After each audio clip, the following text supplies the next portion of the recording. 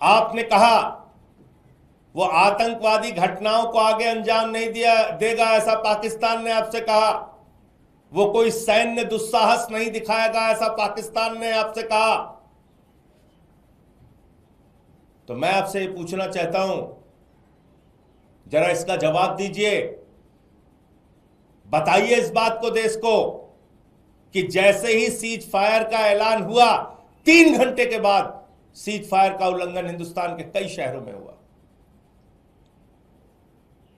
कैसे सैन्य दुस्साहस दिखाया पाकिस्तान ने? जवाब दीजिए इसका। आपके गृह राज्य गुजरात के कच्छ में हमला हुआ और वहां के गृह मंत्री को आकर मीटिंग लेनी पड़ी आपातकाल में।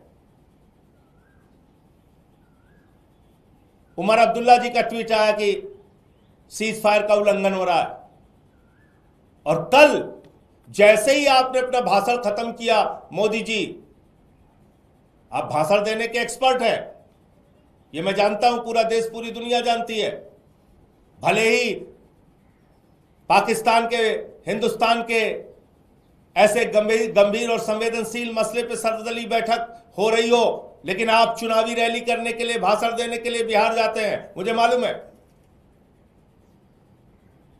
मालूम है आप केरल में समारोह को संबोधित करने जाते हैं, आंध्र प्रदेश में समारोह को संबोधित करने जाते हैं। मुझे पता है आप सर्वदलीय बैठक से गायब रहते हैं, लेकिन मुंबई के फिल्मी सितारों को संबोधित करने के लिए जाते हैं और भाषण आप अच्छा दे लेते हैं। कल जैसे ही आपने अपना भाषण खत्म किया, जैसे ही आपका भाषण खत्म हुआ,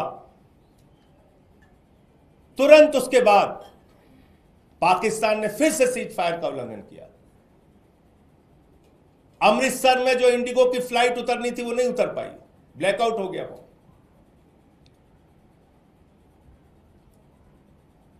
आप पाकिस्तान पे भरोसा कर रहे हैं? जवाब दीजिए, उनका सैन्य दुस्साहस फिर से कैसे जागा और कैसे उनकी हिम्मत हुई सीज फायर का उल्लंघन करने की। मैं फिर से एक बार भारतीय सेना के पराक्रम और शौर्य को नमन करता हूं। मैं फिर से एक बार भारतीय सेना की बहादुरी को नमन करता हूं, सिर झुका के नमन करता हूं।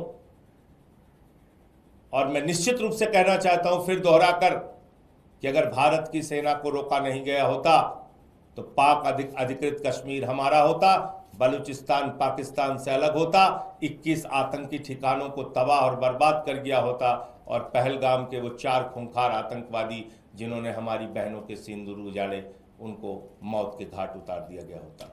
और ऐसे समय में अमेरिकी राष्ट्रपति के दबाव में मोदी जी ने जो काम किया, उस पर उनको सामने आके जवाब देना चाहिए और बताना चाहिए, ट्रंप जिस तरीके से 140 करोड़ हिंदुस्तानियों का अपमान कर रहा है, राष्ट्र के स्वाभिमान और सम्मान के साथ खिलवाड़ कर रहा है, उस पर प्रधानमंत्री को आके सामने आके उन बातों का खंडन करना चाहिए